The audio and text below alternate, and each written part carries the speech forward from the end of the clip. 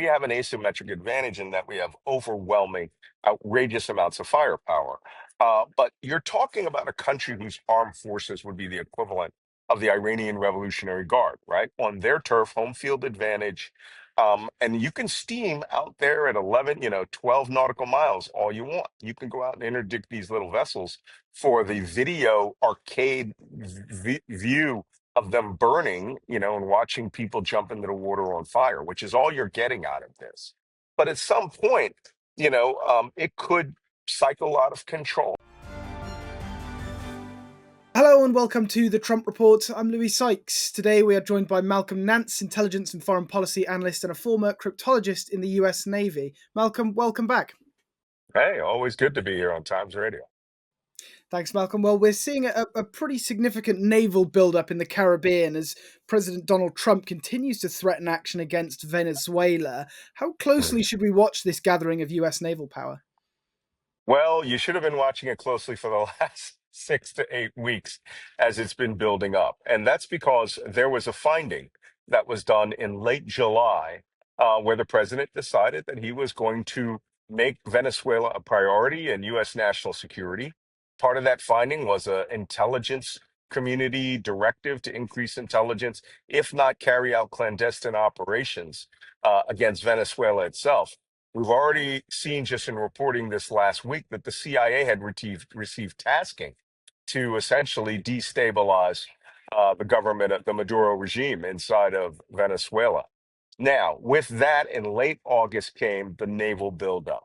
First, it was a flotilla of Navy warships, Arleigh Burke-class guided missile destroyers, a U.S. Ticonderoga class cruiser, and then came the USS Iwo Jima, the amphibious helicopter carrier, amphibious aircraft carrier, which has been pretty much stationing itself off Puerto Rico so that it could use the facilities and air bases there and to keep the 2,500 Marines that would be an amphibious landing force at the ready, as opposed to being down, steaming down off Venezuela without a mission.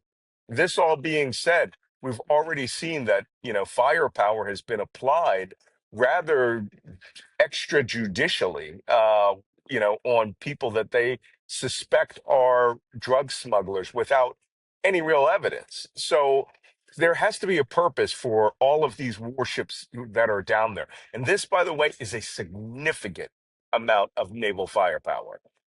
There's been, let me put it this way, there was less firepower of warships off of Yemen when we were striking Yemen than there is off of Venezuela right now. All that's missing is a U.S. full complement U.S. aircraft carrier. But it's become very controversial. Now they have struck five of these panga boats, which are common high-speed boats that are used down there. They're used for, inter-island transport between Venezuela and Trinidad Tobago. None of them have the capacity to get more than a few hundred miles into the Caribbean Sea. And so all of this about they're carrying drugs and fentanyl into the United States. We have been interdicting and boarding vessels down there for decades. And what we do is we board the vessel, we determine if there's drugs in it, we seize the drugs, bring them back, weigh it out, destroy them, and then we send the people there to trial, or we bring them to trial in the United States. They've just decided to do this Tom Clancy routine from the novel, A Clear and Present Danger, and just kill them without knowing whether they're drug dealers or not. Also, there is no death penalty in the United States for drug dealers. So they have either declared a secret war and there's a secret presidential finding that we don't know about, or we are at war with Venezuela and it just hasn't been declared, which of course is a power of Congress, not the president. Hmm. And what do you think of the message that's being sent here? Because you talk there about the purpose of this collection of this flotilla of U.S. naval power. Mhm. Is it possible this is still just about sending a sort of political message, a level of grandstanding that we do know that Trump likes to engage in, or should we be worried about the U.S. actually really using these naval assets outside of these smaller strikes we've seen? Well, what we're seeing is a progression of pressure against Maduro. And I think what they're doing is they're making a very big show of putting this flotilla off of there, which has enormous strike power. I mean, they have, dozens upon dozens of land strike missiles. They could shoot down aircraft if the Venezuelans flew two F-16s out towards a U.S. Navy warship, which were operating in international waters. But then again, the F-16s are operating in international waters, and so long as they don't present a threat, you won't have any incidents. That doesn't mean that the White House isn't going to tell them to engage and shoot them down in the future. I think there is a lot of vexation with what's happening there because we either the administration doesn't really know what they want to do, and they're waiting for more resources like special operations troops to go into in neighboring countries or to find their way to through the clandestine services, or it's a game, it's a show that's part of the immigration battle. Trump likes to use, to put it in no uncertain terms, he likes to use little toy ships and toy lead soldiers, which is how he views this. He views these actions, like he can raise his finger and six warships go down there. That is an enormous force to sustain, and it costs money, it costs personnel, it'll impact your retention of those personnel, especially if there's no real mission.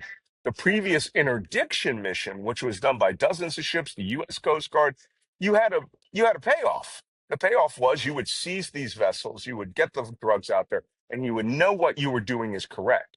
And that, of course, this nebulousness is probably why that Southern Command, the commander of all U.S. forces south of the physical United States, why that Admiral Horsley, may have resigned or to decide to take an early retirement. Well, yeah, I want to come on to the retirement of Admiral Horsley, but just first of all, we often look when there are these kind of build-ups for some sort of climax point. I mean, I'm thinking of when we were watching Russian forces amassing in Belarus. There was the moment where uh, Hmm. plasma started to be being delivered to frontline troops, and at that point, Right. most people were certain that these troops would eventually cross the border into Ukraine. Is there Yeah. any developments we should be watching in how this flotilla has come together that Yeah. could give us an indication of what comes next and where in that process of escalation we are now? Well, what you're actually looking for is what we in the intelligence community call unambiguous intelligence indicators, right? It is not just bringing one amphibious transport ship with, 10 F-35 stealth fighters. The definitive unambiguous indicator would be the deployment of a U.S. aircraft carrier there, which means we are now bringing 100 aircraft with multiple layers of strike capacity to do the same thing. Now, I was quite surprised and shocked when we found out that there was a Los Angeles class atomic submarine sent down there, which for someone who has ridden Los Angeles class submarines in for, less than overt reasons, right? Going places where you shouldn't be, doing things you shouldn't be doing. It's either they've either been sent there to support sealed delivery vehicles, or they've been sent down there to go and to use one of the biggest assets we have, right? A nuclear powered torpedo and cruise missile carrying vessel in a mission that would be laughable unless you intended to sink the two or three small, vessels, advanced, corvettes that the Venezuelans have. But putting sailors down there, in an atomic submarine for 30, 60 days at a time, hovering around at 5 knots, seeing what you can see with a periscope, is actually very taxing. And if there is no clear mission, what's your mission? You're going to see how many sailboats come from Aruba and go to, Martinique? I mean, that would be a fun job. Not. So these assets that are being deployed down there, I'm not sure they're being deployed with the actual recommendations of Southern Command commanders, the U.S. Navy Chief of Naval Operations, because they would have deployed greater assets to interdict the boats, more Coast Guard who are professionals at doing this, right? This is an armada of U.S. strike force. And right now, they're wandering aimlessly. But then again, we don't know what Donald Trump, Stephen Miller, who is pretty much, one of the coaches for this, this is all part of their immigration war.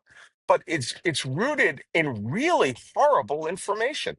They said when they struck that last boat, which killed apparently two Trinidadians who were just coming home from doing migrant work in Venezuela, that they strike this vessel, and they don't have any justification for doing it other than for the video of people burning and jumping into the ocean.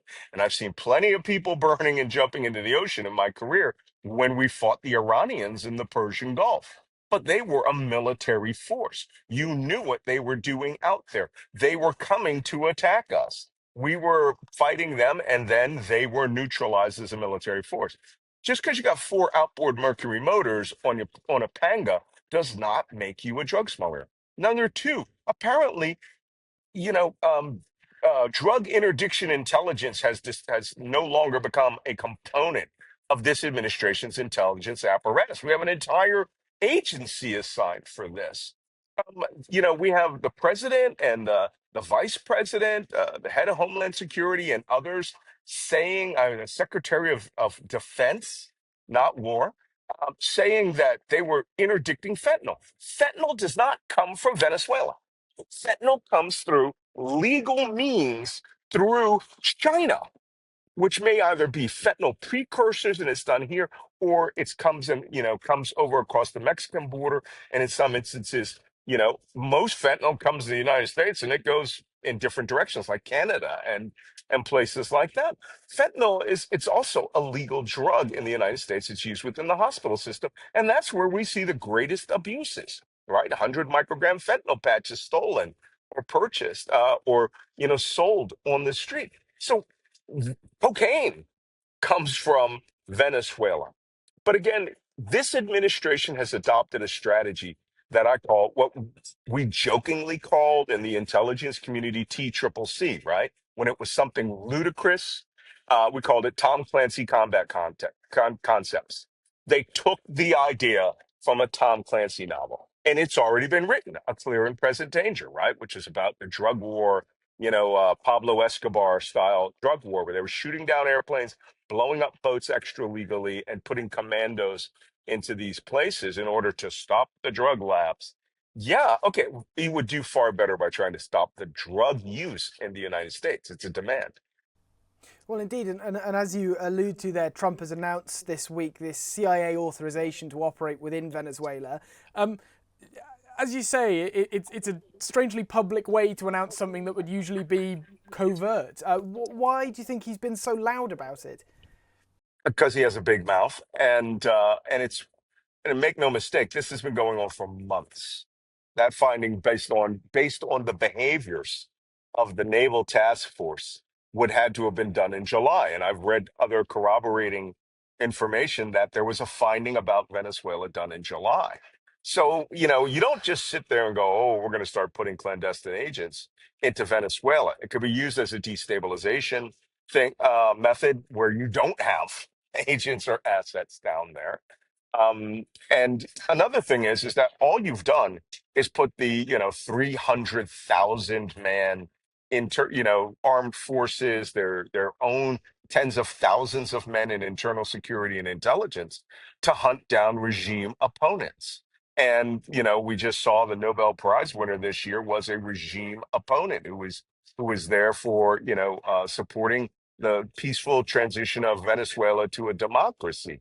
Well, you may have just condemned everyone in that organization to death because now the Maduro regime can say they're CIA assets, or just make it up and say they're CIA assets. But this is what happens when there are no adults in the room behaving like adults. These are a bunch of incompetent children who are playing at government. And we mentioned before Navy Admiral Alvin Halsey, the admiral who leads U.S. Mm, military forces in Latin America. He's announced he's going to leave his job now in December. That's just over a year yeah. in post, which seems unusual. What do you make of that decision of his to step down? I have two thoughts about that. Number one, he's been at that post as Deputy Commander, Southern Command, since 2023. So he's put in some time in Southcom. And, however, he's also operating in an environment where someone may have come up to him and said, you retire or we're going to fire you, because he is a black four-star admiral. And let's make no mistake about it, this Pentagon operates on with white supremacy and racism as a basic operating function. This guy's a naval. Let me tell you about this guy's career. I mean, he's really impressive. Naval aviator, commanded three frigates, a destroyer, two Ticonderoga class cruisers, a aircraft carrier battle group. So he's worked his way up from the tiniest little boats, learning how to sail in the, in the Thames, Annapolis Harbor, to commanding vessels, as an aviator commanding vessels, which is super special in the Navy. And it's interesting because his last name's Halvey, and it's very close to Bull Halsey, right? The famous admiral in World War II, who was a naval aviator who commanded surface fleets. And it was controversial back then. Well, apparently it's become the norm. This man knows how to operate warships at every level, right up to a carrier strike group. And now every asset south of Florida, to Valparaiso. So whether it's, 40 P-8 reconnaissance aircraft or all the F-35s that in chop into his AO, all the clandestine operations, all the JSOC operations that be carried out with them, or just plain old ships going out there and seizing boats. This man has done it all. And of course, the first thing you would say is, that's the guy I want in the job, right? This administration does not care a whit about your competence or, your character. They care about whether you're going to play ball when the time comes. And I'm pretty between you, me, and the fence post, and anyone who's listening, he's probably seen the writing on the wall that they are out to purge women and African Americans and Latinos from the armed forces, and they pretty much made that clear. So also, if he has reservations about what's going on, trust me, if this gets out of control, if the administration is really operating on the way that I've described it, be prepared for him to be relieved of his command due to lack of confidence by the president of the United States. And that will just be, not even a dog whistle, a foghorn that, they're going by the racist, we don't like you because you're a black admiral, as opposed to being the most competent man in the room. But when I go to war, I really like people that know what they're doing.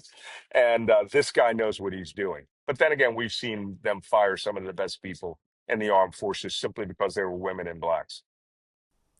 Indeed, indeed, and he had been ostensibly in charge of those strikes we were discussing before, on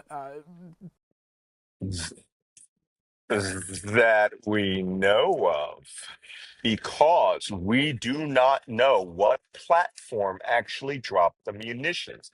It is quite possible you were watching U.S. Air Force or CIA Predator drones carrying out the same strike, same ordnance. We don't know whether they were launched from ships. We don't know whether it was Special Operations Command, Little Birds, or Strike Hawks, or any of these aircraft. But the way that they're acting in a persistent manner and being relatively selective, you would think that what they would do is watch a facility out in the jungle, watch material be brought up to a known transshipment point, be loaded onto a boat, then comes out in the water. This stinks of a non-U.S. Department of Defense predator. I see, I see. So He doesn't control those. no, no, he wouldn't. He wakes up in the morning and gets a cup of coffee and a report that another boat's been blown up in his area of operation. That's So for the Trump administration, then, I mean, in terms of who will replace Halsey, does that then give the U.S. administration, depending? I mean, I don't know exactly how the selection of new admirals would work, but would that give them the capability to put someone in place there who might be more willing to go along with further strikes on boats, or even further build up targeted at Venezuela? Yeah, it's really not about further strikes on boats. It's really about carrying out actions against Venezuela, which is the United States going to war with Venezuela. We can't do anything. I mean, this little Patriot game, clear and present danger Tom Clancy game that they're playing right now is skirting the law. They are extrajudicial executions, and there is no legal precedence for them. They can call Tren de Aragua terrorists all they want.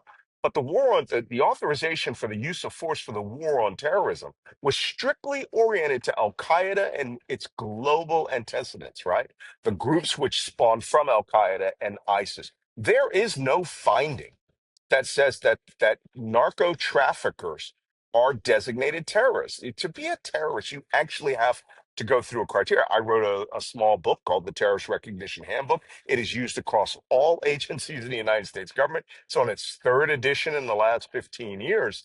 And you actually have to carry out an act of terrorism or being prepared to be carry out an act of terrorism, saying that you are in the distribution of narcotics, and by the president declaring that that's a death penalty. Let me tell you, I mean, first off, what you're doing couldn't be considered a war crime, right? The extrajudicial killing of civilians without cause. So that being a war crime is something that they are really going to have to be prepared to answer for. But then again, these people don't care a whit about law. If you haven't figured that out, it's about show and optics. But if this gets into a shooting war with Venezuela, let me tell you, 2,500 Marines ain't going to cut it, right? I don't care how much clandestine activity you put in there. If the millions of people in Venezuela do not support you, okay? Also, you're playing around in the backyard of Russia, Iran, and you could wake up one morning and be prepared to go out there and carry out all these activities, maybe even land Marines, on the coast. And then as you wake up that morning, you find out that Iran has shipped 25 anti-ship missiles you did not detect. And now suddenly you got vampires flying at you left and right and maybe hit or sink a U.S. warship. And then this will go to where 100,000 men will have to be mobilized. I mean, we don't do well with guys in flip flops, and that's all they wear down there. We've lost every war against guys in flip flops.